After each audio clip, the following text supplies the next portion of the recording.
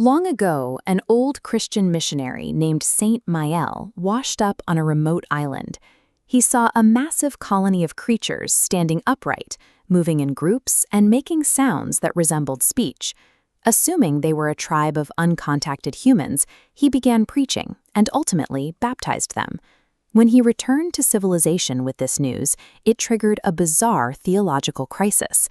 The church had to figure out if these birds now possessed human souls. If they were just animals, the baptism was meaningless. But if they were human, they became part of Christian civilization. After heavy debate, the theologians made their ruling. The penguins could indeed be regarded as human beings. Up to this point, the penguins lived peacefully, following the simple rules of nature without kings, judges, or soldiers. With that single ecclesiastical ruling, they were suddenly burdened with a history, a religion, and the heavy requirement to become civilized. The author Anatole France published this story, Penguin Island, in 1908. He uses this imaginary island as a direct mirror to critique real human history. We can map out the entire trajectory of their society on a timeline.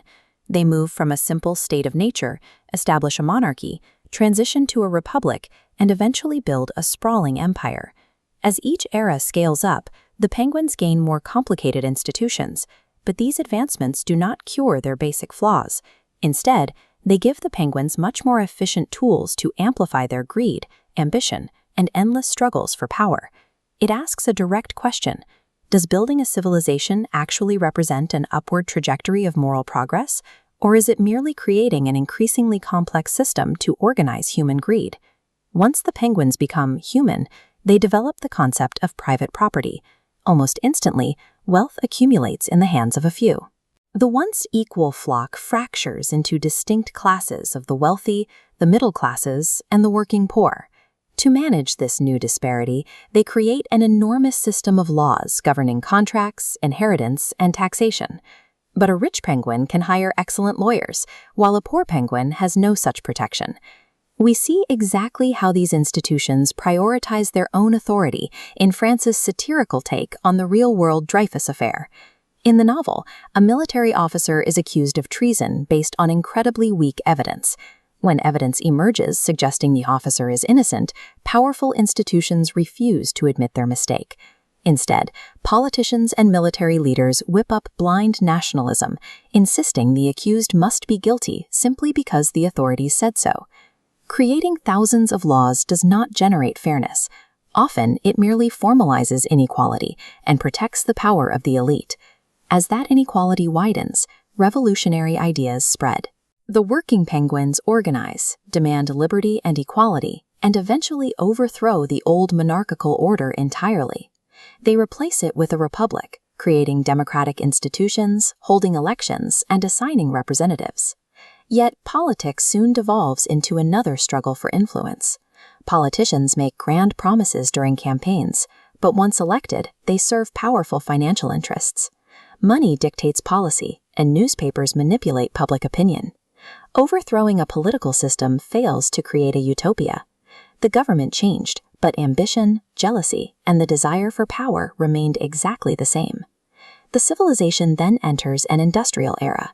Machines transform production, and businesses grow enormously wealthy as they churn out massive quantities of goods. Meanwhile, the working-class penguins whose labor actually generates that wealth crowd into unhealthy neighborhoods, working long hours for low wages just to survive. Eventually, money dictates everything. Banks and vast financial institutions take control of enormous amounts of capital, to the point where they directly influence governments and finance wars through loans. Seeking new markets and natural resources, the penguins look outward. They claim foreign lands and subjugate other peoples, justifying their empire by claiming they are bringing religion, education, and law, when they are actively engaged in economic exploitation. A society can loudly proclaim values of justice, progress, and equality on paper, while systematically maintaining deep inequality both at home and abroad. The penguins reach a highly advanced state. They build vast cities connected by railways and telecommunications, taking immense pride in their scientific achievements. But the exact same science that produces medicine and rapid transportation also engineers increasingly powerful, destructive weapons. Combined with intense nationalism and economic competition, these new capabilities lead to an enormous war. Millions of lives and vast resources are destroyed as young penguins are sent to die on the battlefield.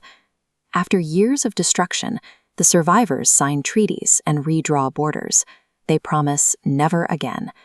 But because the underlying greed, political hatred, and ambition remain untouched, the peace is entirely fragile. The final sections of the novel present a dark vision of the future.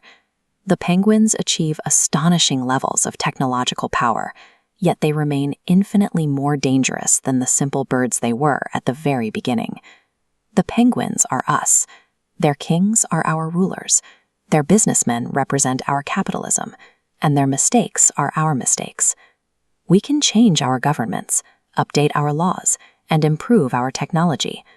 But until we alter our own nature, the march of progress simply arms our oldest demons with our newest tools.